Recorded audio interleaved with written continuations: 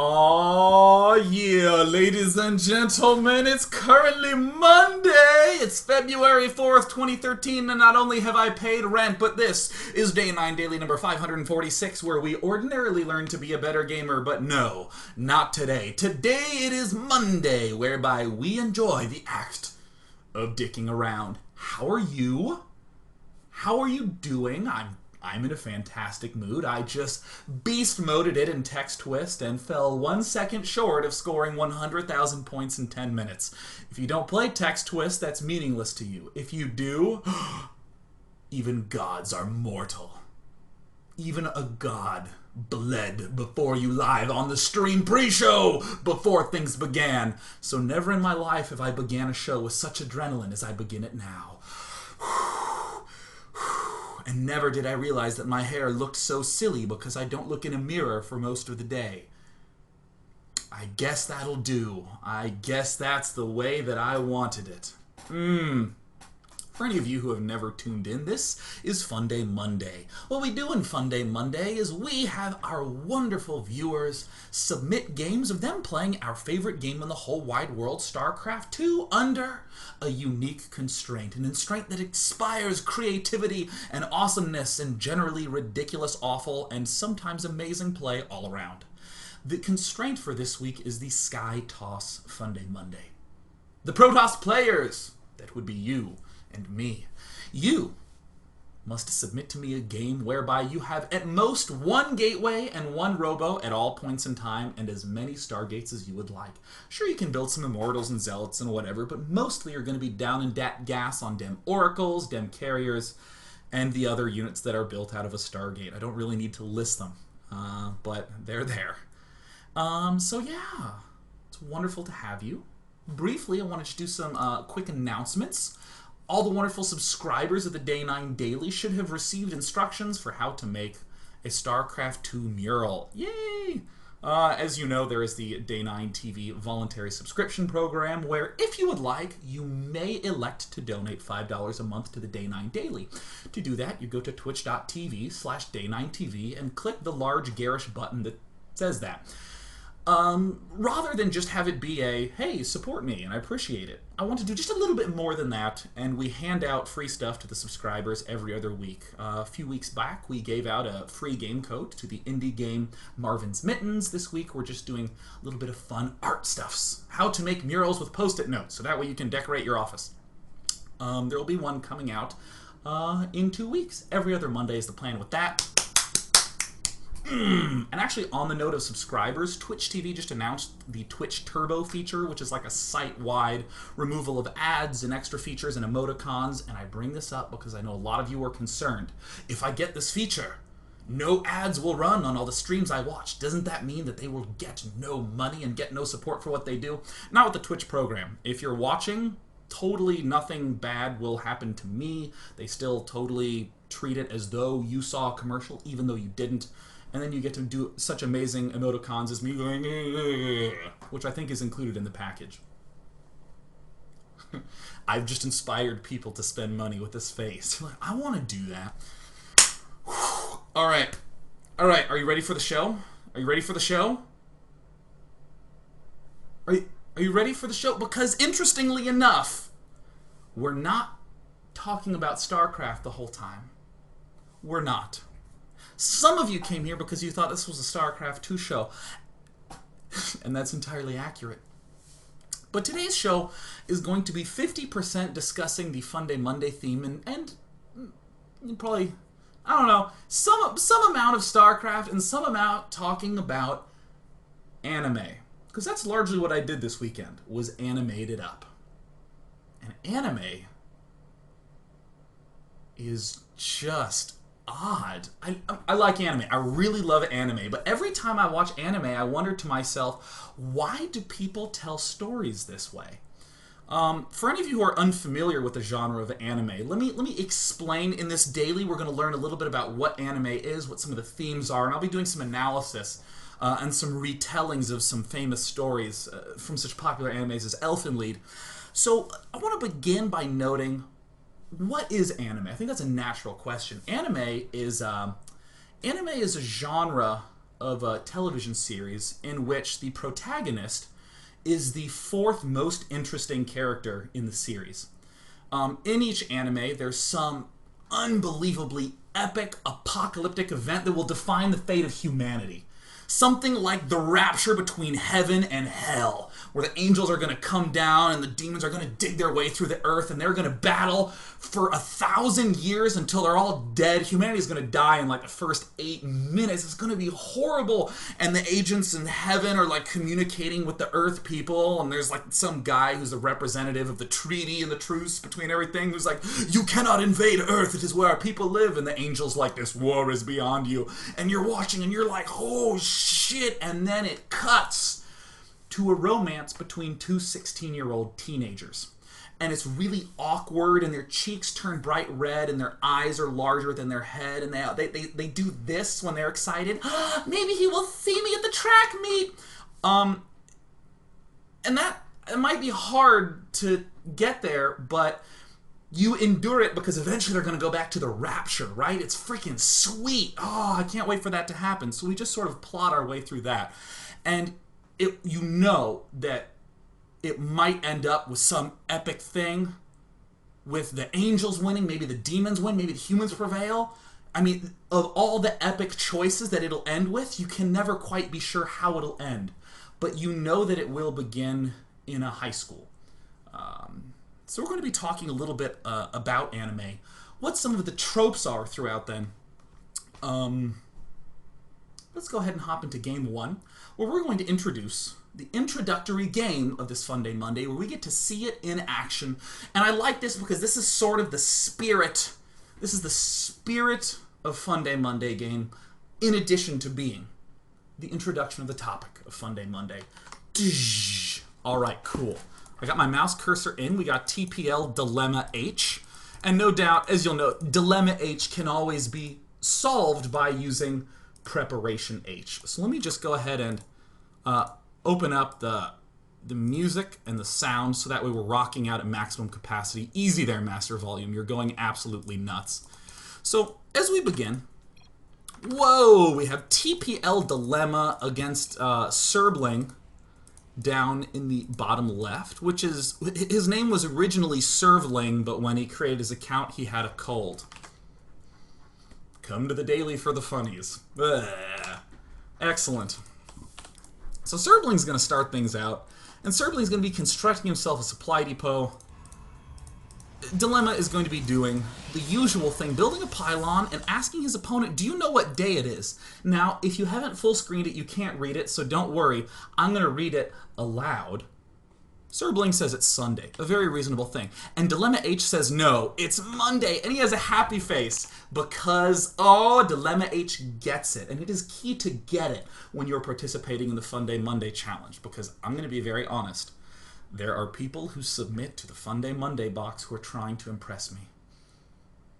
They're trying to think, you know, this was an intense game between a high GSL Codes player, and it was not really a hard game. I never realized how good I was. Enjoy. And then the game name is easywin.sc2replay. And I'm just like, okay, this is Monday. This is Monday. Tuesday through Friday, take StarCraft 2 seriously. That's about winning. But Monday, come on, man. I want to see, like, dude, I built 8 Tempests and died immediately. And I'm just like, woo! Like, that's the attitude. I love this. Dilemma gets it. No, it's Monday. Seriously, trying to impress me in Funday Monday, that's like as embarrassing as the things that I would do to impress girls when I was, like, 9. And you know what sort of things those would be? I'm sure many of you know that the way that I wooed women as a child is I would go up to them and I would state random facts. Let me just paint a picture for you. Can I paint a picture for you of 9-year-old Sean as a youth? I had large, thick glasses, not thick-rimmed like Marine King Prime, thick glasses that were so thick that, like, you could melt insects with them on the playground, which I would do because science! So I had these huge glasses. I had a gap between my teeth that was so large I would stick a straw through it and clench my teeth and drink Coca-Cola through the straw. That's the size of this gap. And I'm not messing around with any of those tiny straws. We're talking the loopy, crazy straws. They're enormous, right? Right in there. I would wear an extra large t-shirt because I guess my family thought that I would eventually grow into it. And don't you ever fucking buy me an extra large t-shirt if you give it to me at an event, because I will take that personally. I wear a medium. Okay, a large now, but look, it's not an XL. Listen, I would wear an XL as a 9-year-old, and I would tuck it into my gray sweatpants that were tucked into my bright purple Velcro snow boots. Okay? And I didn't gel my hair, I moosed it directly to the left. It was a sheet of hair. It was like the basic research for like solar power. Like the sun catches it so perfectly. Which too, I could like blind people by angling my head. And I was also allergic to mousse. So it would chip off into my eye during the day and it would just, it would pour down my face, okay? So here I am. I'm ready to woo the ladies. And you know what I would do? I would go up to them and be like, did you know a tree sloth moves an average of 6 feet per minute? Apparently I talked funny. Apparently I said Pete when I meant to say feet. But just listen to me, all right? I would say facts. I would say facts to them. Any fact I could find. Did you know Jupiter's red spot can fit the volume of all the other planets combined? Hot as fuck. Ooh! Oh! Honestly, People magazine asked me if they could vote me the sexiest man of 1996, but I told them that would be a felony. So in here we have Dilemma H, not someone who's going to try to impress me as though he was me when I was 9. No, he's indulging in the fact that it is Monday, to which Serbling replies, nope, if it was, it would be hell. No, best day of the week, says Dilemma H. I like it. I like it. I like the way you think. What? Nope, worst day. Serbling, no caps, no period, no excitement, no misspellings, deliberate, lowercase, drab, gray frowniness, Dilemma H, bro. It's a fun day. Busting out the bro as an homage to 4chan. Monday is fun day.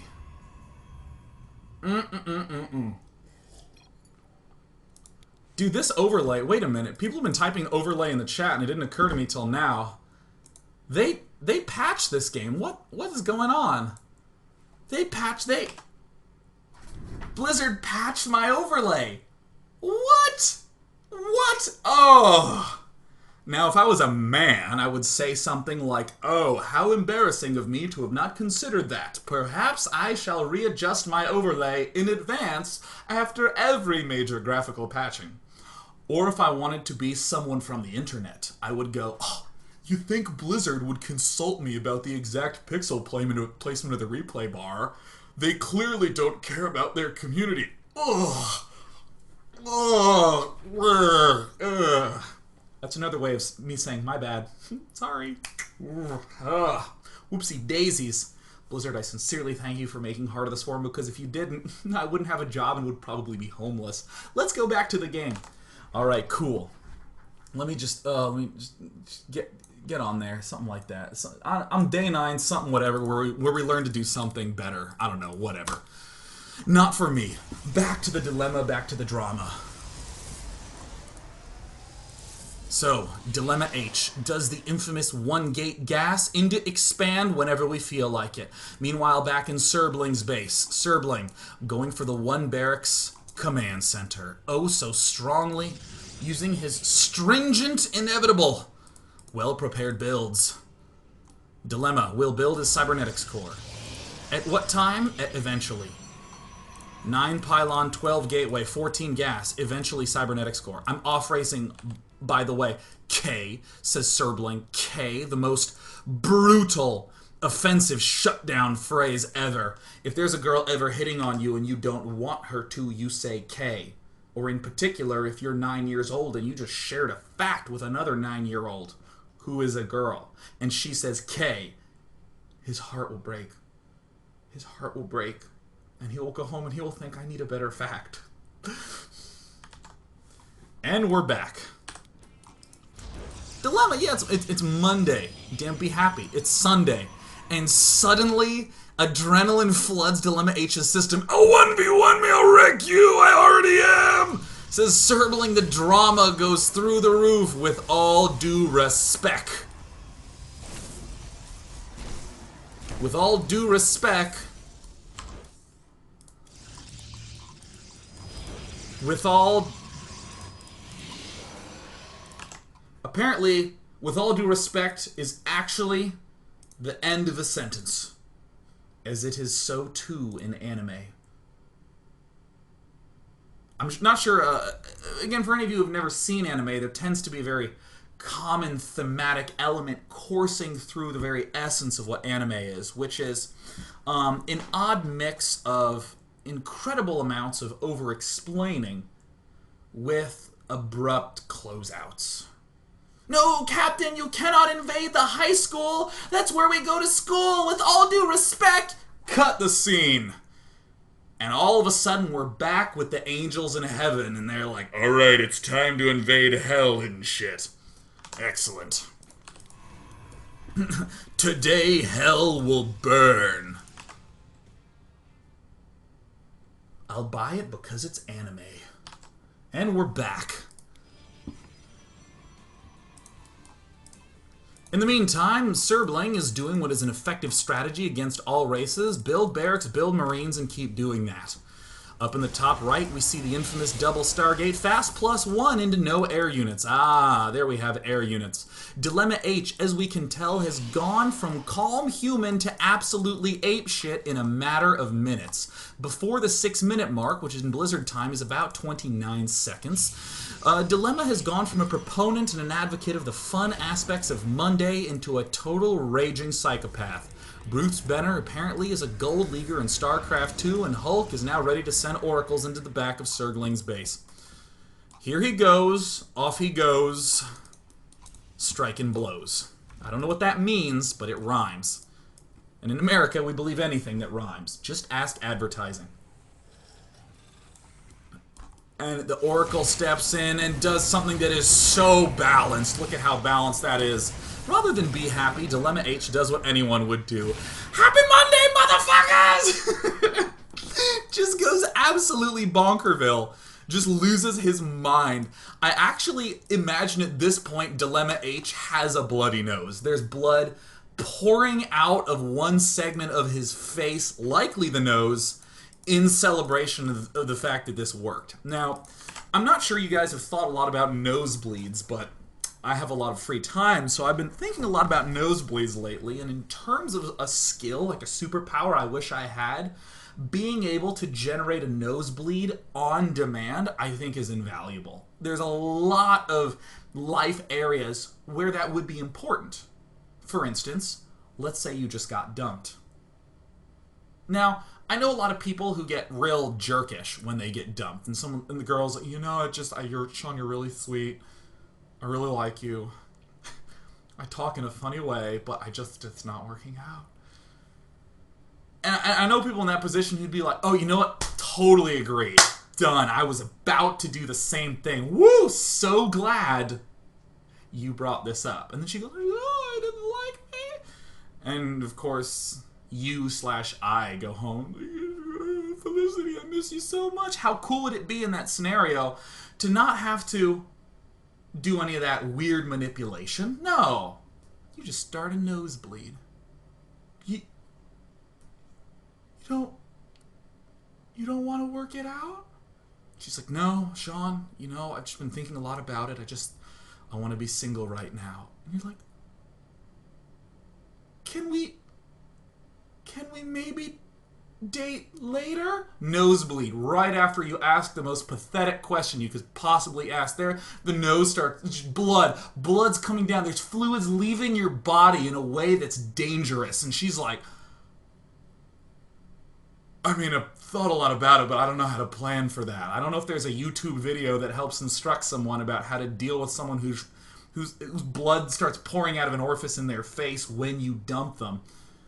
Oh, that would be so awesome. I could be like a class 1 mutant. All the class 5 mutants go out and battle crime, and I just keep the coffee warm and make people feel bad. Let's come back to StarCraft. Let us return. So at this point in time, Serbling is doing the usual thing. Upon losing a large number of workers, upon losing 12, we defend what has just happened. I'm going to build these missile turrets, so that way, if we rewind to the past, I'll be defended against the oracles. Per usual, we have the double upgrades, the mass influx of barracks, more marines, the medevacs begin coming out, and at the same time, we see Dilemma H adding on carriers, because why not? Oracle harassment into motherfucking carriers, a standard build. You can actually replace Oracle harassment with anything that doesn't take up too many syllables. I did a proxy zealot rush into motherfucking carriers! Anything like that works great. Dilemma H opted for Oracle harass into Oracle death into motherfucking carriers. An effective strong build the Protoss race will no doubt be utilizing throughout the Heart of the Swarm post-release. At this top side, we see Serbling doing the usual thing, which is killing off absolutely everything, doing some kiting against buildings to make sure that the buildings have a suboptimal attacking engagement against them. The carriers do a little cameo appearance before immediately attacking the assimilator for whatever reason. And then Serbling kills off a Nexus. Now, anytime you're behind... Now, what I'm about to say, let me actually stop being ridiculous for a moment. And let me actually just state something that's true. In StarCraft, if you lose a base and your opponent retreats, at pretty much every level up through Masters, like even High Masters, if you lose an expansion, you can double expand, and for some reason, no one ever tries to scout it. I don't know why. I don't know why this is true. If you get to, like, Grandmaster and, like, you know, beyond, people just scout and account for that. But for some reason, this is a legit, valid, straight-up good strat. Well, lost that base, my macro was bad, and I have a lot of money, let me double expand. Meanwhile, Serbling back home is pulling back, turtling, adding on more buildings, making sure he starts those 2-2 upgrades for that follow-up push, but for some reason, so few people, even all the way up through Masters, ever scout this. Anyways, now that I'm done being serious, let's go back to being absolutely bonkers. Bunkerville time. Double Cybernetics Core, a reasoned and fair choice. We're going to go ahead and build some Void Rays, because those have a button that allows us to utilize Micro. Now, Serbling's doing the usual thing, picking off a Nexus, and now, in my eyes, one of the most fair things ever will happen. We will actually get the opportunity to see what happens when an opponent starts doing dropping all over the place. Carriers are slow. Oh my, we've lost so many workers. 52 workers have been killed off. In fact, these Marines killing off pylons and the unit station... I mean, you know, 53 workers are still hanging out, but my god, 52 of them. If all of them were a twin, then we'd still wonder how there were, you know, over 52 of them. Great point, Sean. Well done. Bravo. I'm an esports commentator. In the meantime, we have Serbling building up what would generally be labeled as an intuitive response. But, per usual, this is generally what we call the in anime. In anime, there's this concept where when the protagonist in the anime defeats the final boss, someone arbitrarily comes out of the woodwork and says something along the lines of, "Haha, you have barely defeated my mere foot soldier. I am the true final boss, and I will meet you in like 8 or so episodes." And then pulls back, and as he pulls back, you see that he has eyebrows that start here and slant in angrily, and his forearms are bigger than every other set of muscles in his entire body, and his skin is a random color where they just threw a dartboard at a color wheel, and whatever it hit, that was his skin color, and he has like a couple fangs. And, and everyone watching goes, "Oh, bad guy inflation is so compelling." And this has carried Dragon Ball Z on for, like 30 years? It's been like 3 decades, and they're like power. They have to use like scientific notation with the power level because it's like just getting so out of control. I mean, I almost want to introduce Graham's number and make a really goofy up arrow notation math joke. But I think that my audience for that joke is 1. Just go Google Graham's number. And what I like about this game as a stunning conclusion to part 1 is that after suffering what could have been a potentially fatal blow, the final boss, the 150 supply Terran army, replete with Marines, Vikings, and a medevac, encounters an army of some air units. The stim, the kiting, the units lost tab. And I've never seen anything so fair in my life. Dilemma H says it best. Oh, well, that's Imba. S. Dilemma H has left the game. Bad guy inflation has been defeated today. Our opponent approached us somewhat strong, returned somewhat stronger, and we absolutely mauled him. That was, like, not close at all. Whoa! Easy peasy, lemon squeezy. When we come back in part 2, we're going to see a fairly long and dramatic game where someone, I would say, creatively bends the rules of the Funday Monday theme, but that's okay, because it provides us an excellent illustrative example of awesome. Also in part 2, we'll get the chance to talk about common tropes of information presentation in anime, and of course, we will give a plot summary to the first episode of Elfen Lied. See you for part 2 right after this.